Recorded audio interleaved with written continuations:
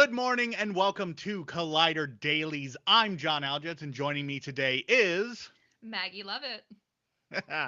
So, before we dive into our first topic here, Maggie, I gotta ask, how are you doing? I'm doing good. I am, surprised that it is already Wednesday and sorely underprepared for New York Comic Con next week. Oh yeah, I have to do a bunch of prep for that too. So I'm right there with you. But I'm also just tired because I'm so tired of streamers and all of their price hikes that are constantly coming through. Which segues us into our first topic. Netflix is reportedly planning to raise their prices after the end of the SAG-AFTRA strike. This is according to the Wall Street Journal, which reported this yesterday. Uh, I don't think anyone is happy about this possibility. Uh, it seems that they're going to be targeting their lowest ad-free plan, which to me just seems like Netflix is trying to drive people to their ad supported plan because they make more money off of ads than they do off of their actual subscription. So they're going to be driving people to that. Maggie, what's your take on this? I feel like you probably have some thoughts. I definitely have thoughts. I think it feels slightly retaliatory towards both of the strikes. It feels like they're trying to make a point like, oh, you see these people were working and now we have to raise your prices to stream because of these people, when in reality, there's other ways for them to even out the costs for the very good deal that the writers found, and as well as whatever SAG will hopefully achieve. But I think it's interesting. A few months ago, they reported that after they shut off the password sharing function, they had a really good increase in subscribers, but their stocks fell. So it seems like they're not really sure what they're doing, and they're just kind of playing it by ear and hoping that something will stick and make them more money. But I think as long as they keep canceling people's show after the first season, they're going to struggle to get people to pay more for that privilege. I kind of wonder how Netflix expects to be like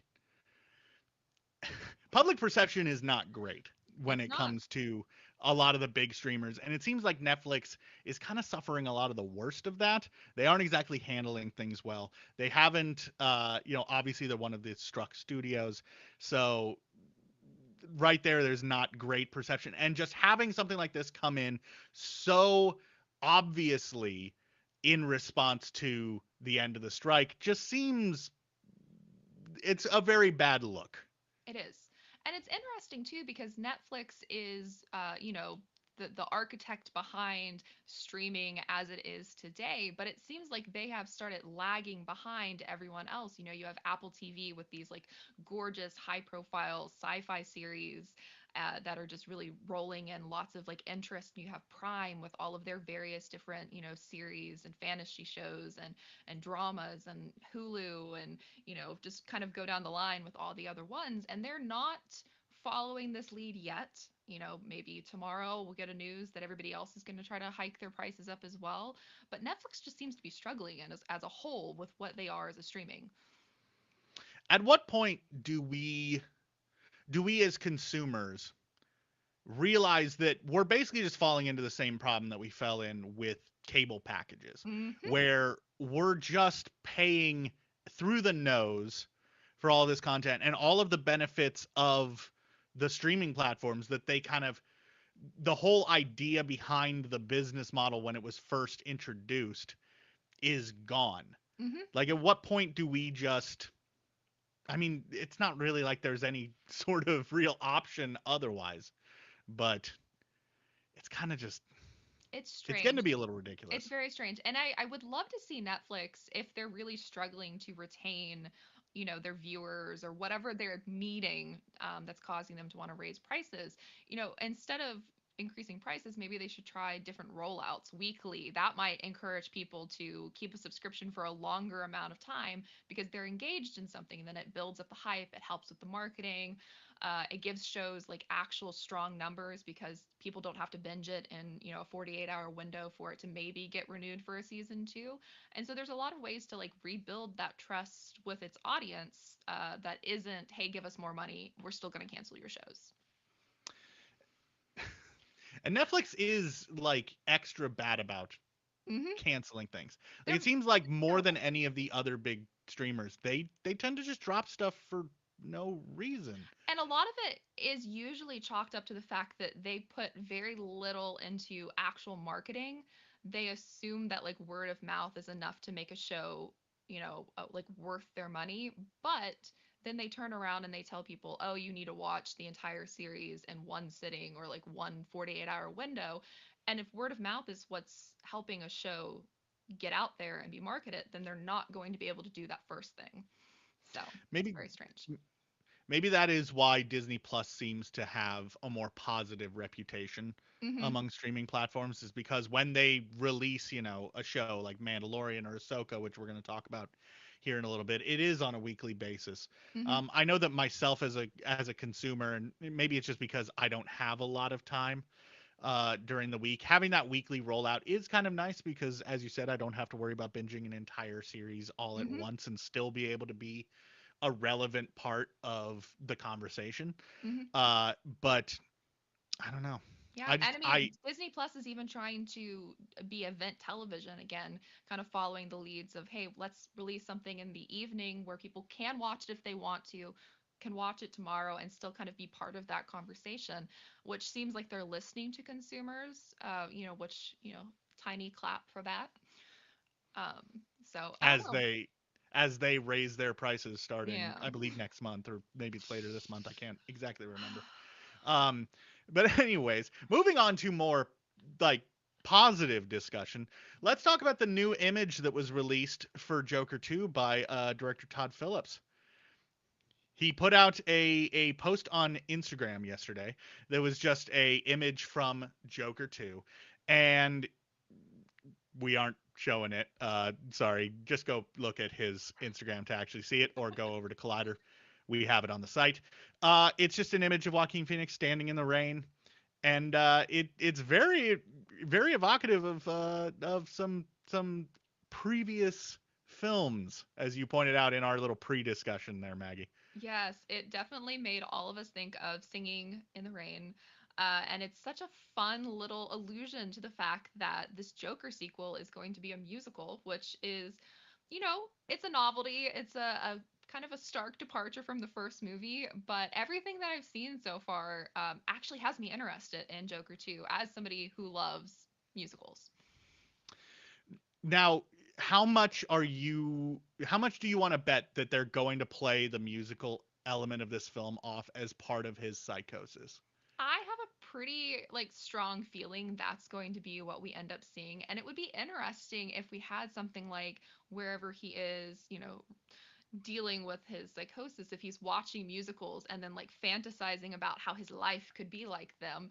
And it might be something very reminiscent to, Wanda Maximoff, leaning on, American sitcoms and television series to like make her life better.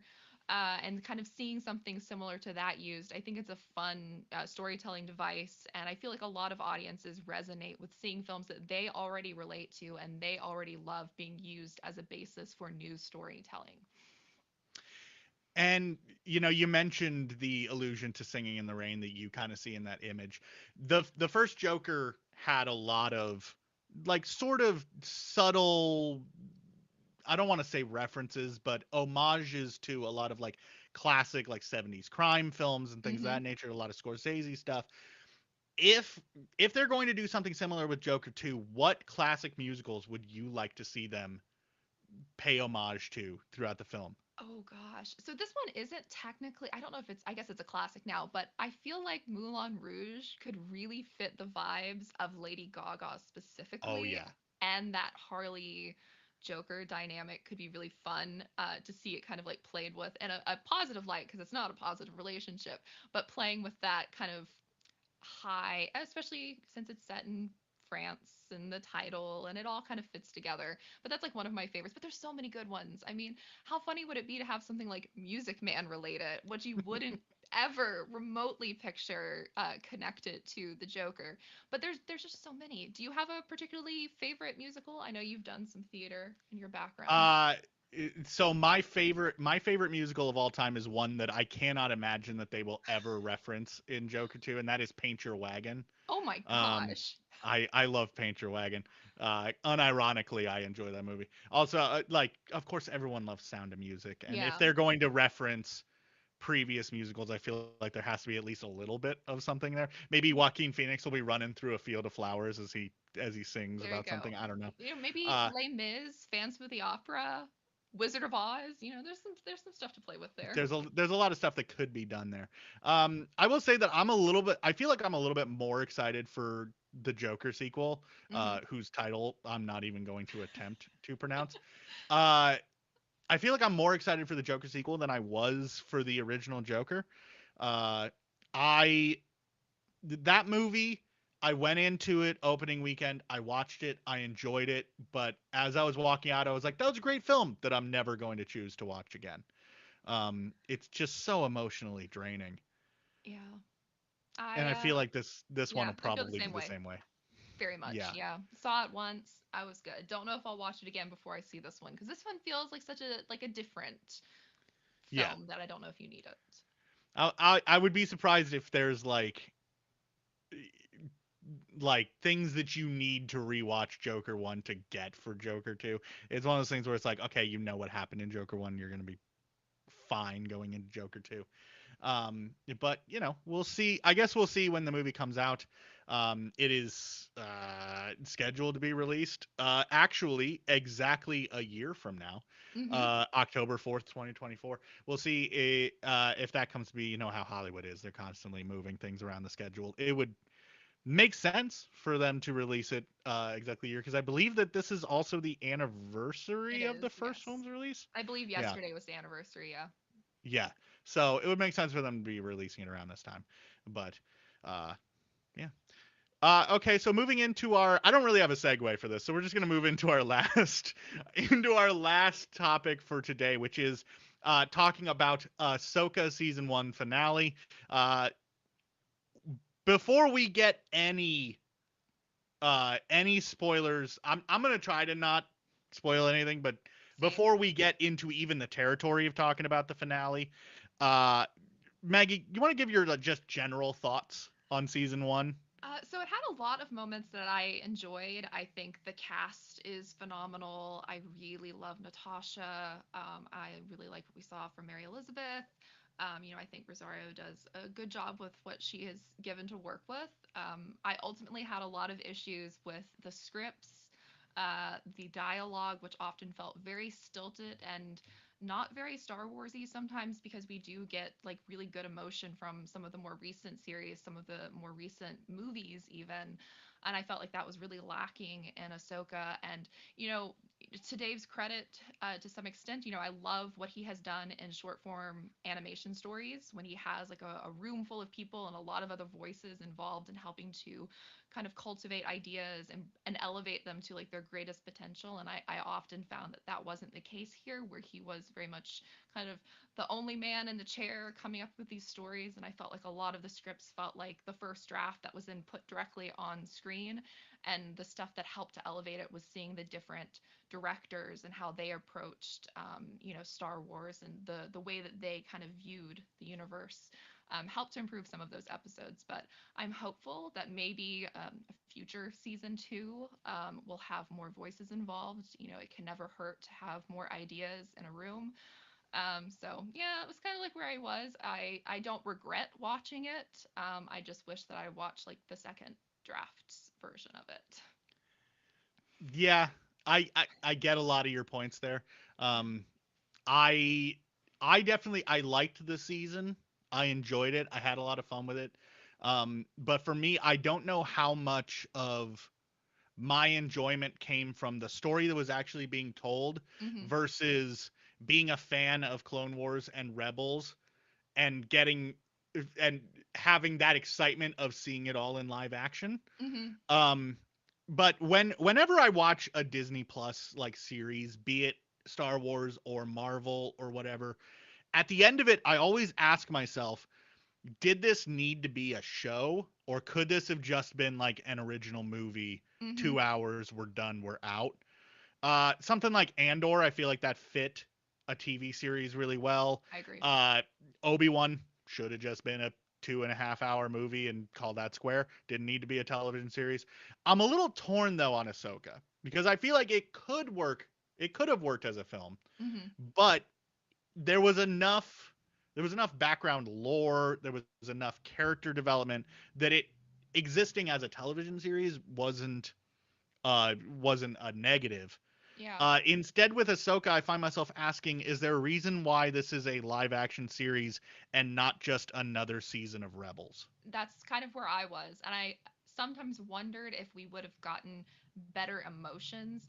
I felt like the Sabine and Ezra reunion, the Ezra and Ahsoka reunion, the Ezra and the character that he reunited with last night's episode, not to spoil, felt less than it should have been and less impactful, which was very strange for a series that was so shaped around we're bringing back the Rebels crew, and then we didn't have that attachment because these are new faces attached to these characters. There's some weird baggage involved with why the people that we loved from the voice cast aren't involved in this, and it just like didn't work for me that I wanted it to. And I often wonder, like, maybe for the people it does work for, it's because they're able to add more of like their self into those reunions, and like it settles with whatever they were expecting. So it's very interesting to see the reactions from people who either loved Rebels, didn't love Rebels, had this great emotional stake in these, and like kind of where they've fallen in their opinions.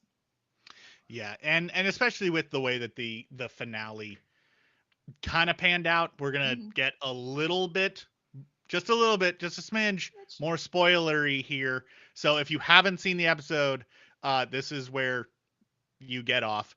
Um, so yeah, so it did end with a cliffhanger. mm-hmm. It ended like honestly, I didn't expect it to end quite in the way that it did. No. It ended with, Sabine and Ahsoka are stranded out in the wildness of space. Ezra has managed to return back to civilized space, but he's, on his own. Effectively, he did meet up with Hera and all that, and Thrawn got away. Uh, And Ahsoka seems okay with that. yeah, she just seems chill. Like She's she's like, just oh, like, "Yep, cool. we're stranded here." This is where we're supposed to be. I'm like, girl, what? The one I like the one thing about the ending, and especially the because in the final shot we did see Hayden Christensen again, Mm-hmm. kind of as a like he's watching over Ahsoka thing. We know that season 2 is reportedly in development right Mm-hmm. now. That is what was the news that broke kind of yesterday about that. I will say one of my sort of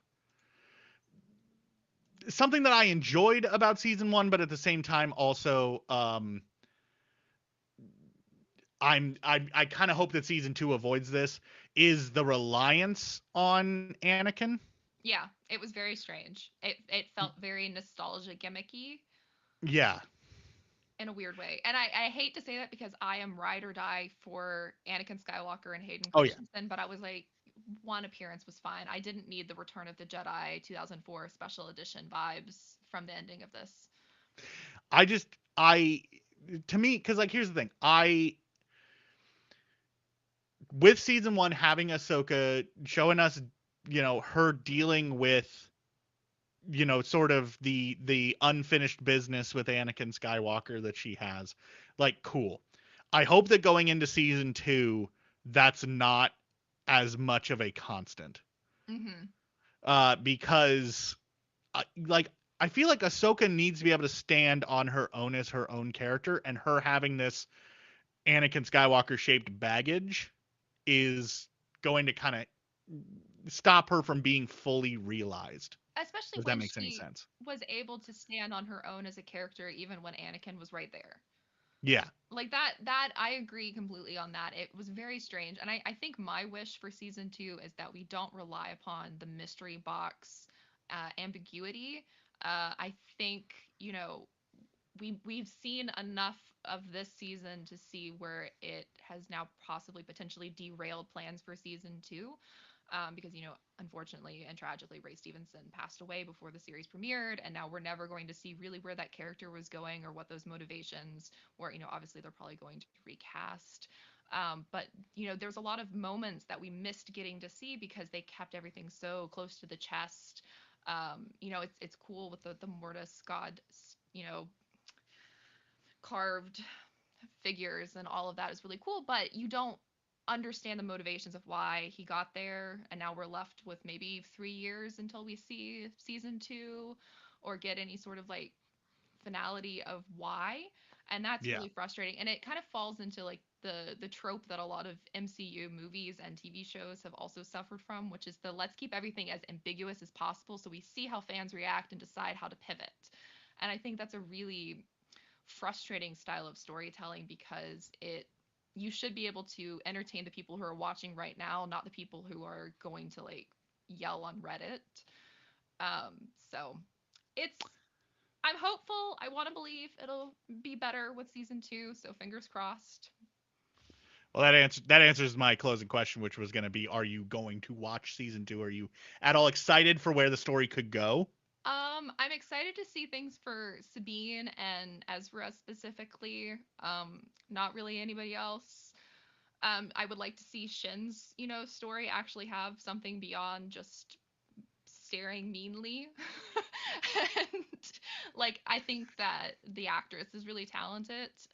But I mean, I like Star Wars, so I'm gonna watch it.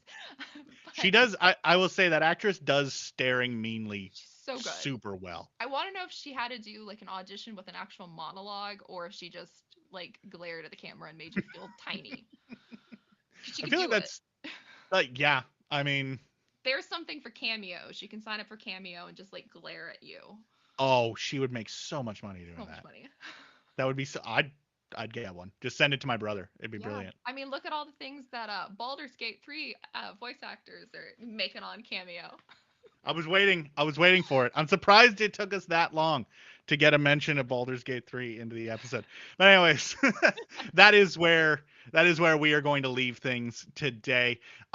I just want to know what you all think. What did you think of Ahsoka season 1? How did you feel about the way that it wrapped up? And are you excited for a season 2 in like 50 years when we all finally get it? Be sure to let us know. And yeah, with that, I hope you guys all have a wonderful day. Be sure to tune in tomorrow for even more Collider Dailies. And yeah, have a good rest of your day.